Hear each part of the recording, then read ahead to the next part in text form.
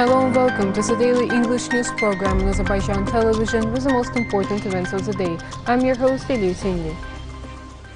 President İlham Aliyev sent an executive order on additional measures to continue reconstruction work of the Salyan-Nevçala highway connecting with Kür-Qaraqaşlı, Beştalı, Cəngan, Xocalı and Arab-Qardaşbəyli settlements. According to the executive order, 6.8 million monads were allocated to the state agency of Azərbaycan automobile roads in that regard. Azerbaiján's obtaining of minefield maps of two more districts liberated from the occupation, Füzuli and Zengilan, will give a special impetus to works on restoration and creation in the Karabakh region. However, there are other minefield maps, and as President İlham Aliyev highlighted, the Armenian side must present all of them to Baku. The provision by the Armenian authorities to Azerbaijan on July 3rd of maps of 92,000 mines planted in the Füzuli and Zengilan districts could be an important step to ensure regional stability and security. Opportunities that emerged on July 12th in regards to the upcoming deactivation of 97,000 mines in Agdam district will further expand due to neutralization of 92,000 more mines in Füzuli and Zengilan districts, which will become a guarantor of security for civilians and journalists in the region. On one hand, this event testifies that Yerevan is forced to fulfill conditions reflected on November 10th document. On another hand, it should be interpreted as an acceptance of President İlham Aliyev's principled position on the necessity of provision of all minefield maps. Armenia has to give us all the landmines, all hundreds of thousands which they have planted, and if they do not do it, that will once again demonstrate the terrorist origin of this country. And after we clean the area, and in parallel with that, we will start reconstruction, rebuilding of our cities and villages. It's a big area, more than 10,000 square kilometers. The receipt of maps that will defuse 189,000 anti-tank and anti-personnel mines raises hopes that the list of those killed by mine explosions after the 44-day war will no longer be replenished. Naturally, Yerevan must take similar steps in regards to other territories. This is not humanism or a gesture towards Azerbaijan, as some Armenian politicians and media structures are trying to present. To mine the occupied territories and kill over 100 civilians is in itself an international crime. If Armenia is forced to take steps that can reduce the number of these crimes, then it is inappropriate to consider them an indicator of humanism. Through the lens of 30 years of destruction and barbarism towards our historical, religious and cultural monuments, cities and districts, the entire world no longer sees or understands the humanism of the Armenian side. But unlike Armenia, Azerbaijan shows all kind of understanding and mercy to the enemy. The extradition of 12 Armenians by the official Baku on June 12th and the release on July 3rd of 15 more militiants engaged in terror and sabotage, this is a true example of humanism, because the main goal of the Azerbaijani people at present is not to punish the Armenians and not to take revenge on them, but to ensure the safe return to their native lands of their citizens, expelled 30 years ago, in a word, to achieve the restoration of Karabakh. All the villages, all the cities destroyed. And now we need to clean it from mines and also in parallel to start reconstruction. But we already accumulated all our efforts, mobilized our resources, and big infrastructure projects have started already. Probably you're informed about that. And we will rebuild it, and we will demonstrate, I think, a unique experience in the world, from this kind of devastation to development to very decent living standards for people. The economic rationale for submitting maps of minefields is also of serious interest. So thanks to the maps, it will be possible to save huge resources for mine clearance.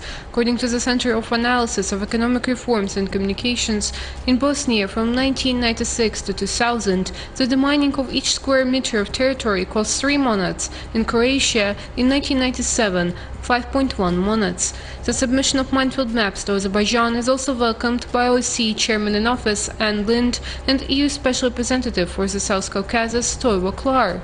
In their opinion, this event paves the way for more effective cooperation and rapprochement of peoples in the region, and participation in the current process in the status of mediator of that of the Russian peacekeepers Rustam Muradov confirms the special interest of official Moscow in the opening of communications envisaged in the document of November 10th.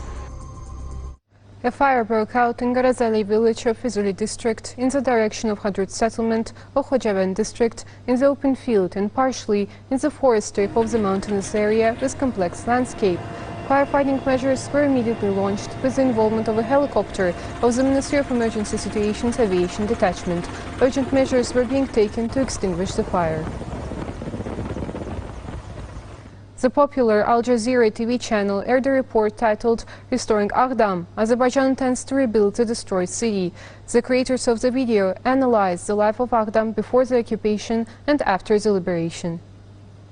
Region in ruins. Aghdam was once a prosperous city. The reportage starts with the words, "Destroyed region Aghdam, once one of the most promising regions, is unrecognizable today, it lies in ruins." An older resident from Aghdam, Rövşən Məmmədov, in an interview said that one of the most beautiful corners of Azerbaijan, Aghdam, before the occupation was a settlement surrounded by mountains and greenery. Had a theater drama hall back in the 1930s. It was the hometown of world-famous... Comparing the previous and current appearance of the city from the photos, correspondent Rasul Sardar reminded viewers that after the occupation of Aghdam, the Armenian armed forces destroyed houses, infrastructure and museums. The video emphasized that Armenia, completely defeated in November last year, laid over 100,000 mines in liberated Aghdam. Currently, Azerbaijan is carrying out large-scale work to demine these territories. However, it can take a long time to demine the territories. The construction of the Barda-Aghdam highway was also presented in the video. 4 bridges will be built on the 45 kilometers Barda-Aghdam highway. The construction of Aghdam water pipeline will be completed in the near future. It stressed that extensive projects will be implemented using the most advanced technologies in the liberated territories. The reportage ends with the following words. Also, Aghdam city is destroyed. Azerbaijan is optimistic, and the residents of Aghdam more than sure that they will return to their homeland. The British were amazed by the grandeur of the Karabakh horses, our national music and dances. Our delegation became memorable for its exciting performance at the annual Royal Windsor Show.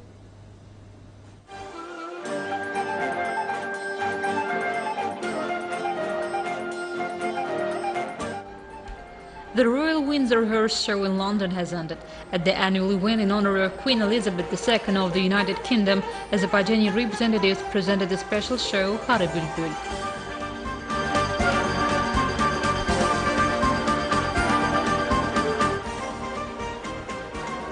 The composition dedicated to the great victory in the Great Patriotic War in the memory of our martyrs showed the courage and bravery of the cavalry group of the State Border Service on Karabakh horses, the magnificent performance of the dancing Sabah Serhatchi in Azerbaijani national costumes. The spectators enjoyed the synthesis of elements of the Azerbaijani national dance with equestrian forms.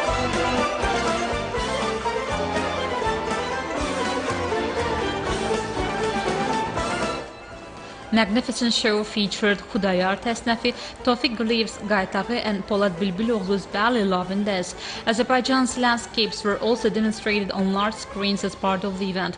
The show, organized on the initiative of the Heydar Aliyev Foundation and Equestrian Federation of Azerbaijan, brilliantly showcased Azerbaijan's rich culture, courage and heroism, as well as graceful Karabakh horses, known as one of the rare species in the world and the oldest in Asia and the Caucasus.